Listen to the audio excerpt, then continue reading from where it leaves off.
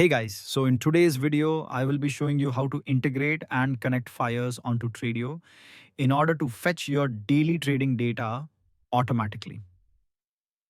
So let's get started. Once you open Tradio, click on Connect Broker and you can see all the brokers available to connect. Now click on the Configure button, right? So for integration, you would need API keys. Click on this link to get API keys from your Demat account. This is the API page of Fyers. Here click on Create App. Here enter the name.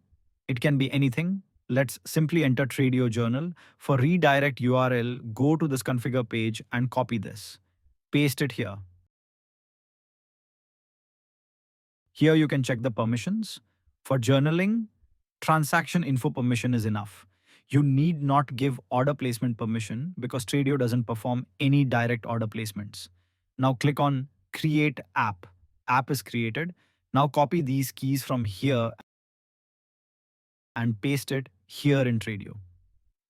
Once that is done, you can simply click on Save Changes. Now click on Configure again, click on Connect, and your Fyers account is successfully connected with Tradio.